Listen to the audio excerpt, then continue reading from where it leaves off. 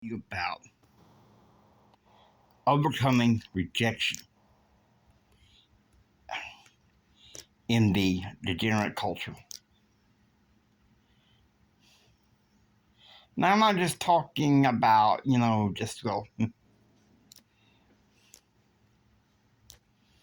a, a girl dumped me, or I didn't get swiped on a dating profile deal. More like what I'm talking about, folks, is about a rejection of your proactive ideas.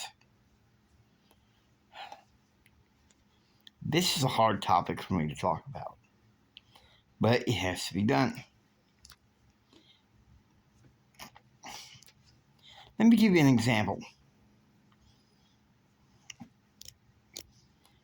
Say you go to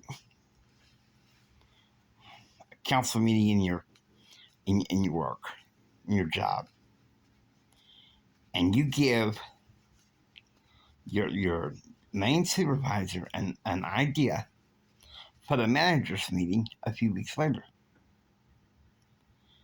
Problem: the boss doesn't like it,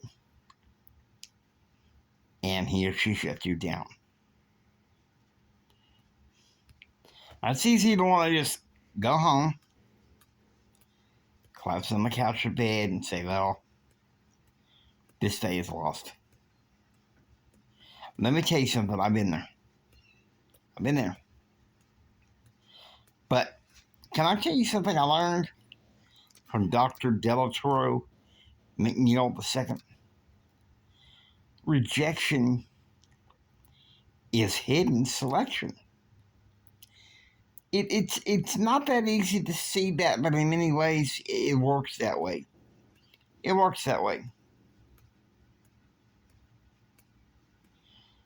As many of you in pattern realm know, success patterns go up, success patterns go down, and maybe in many ways it's because we're not applying the pattern uh, the way we should be.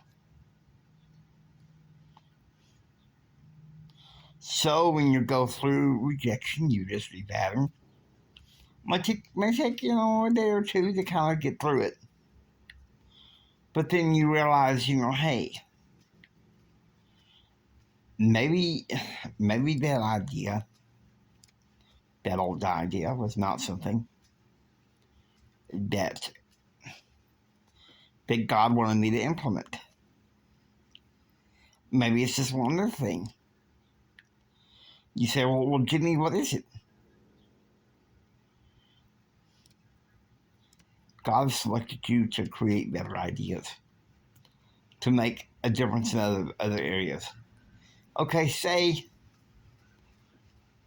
you got snubbed on the job.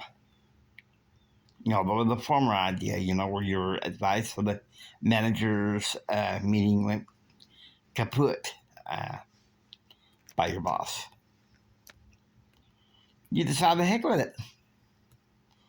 I'll just grow my business.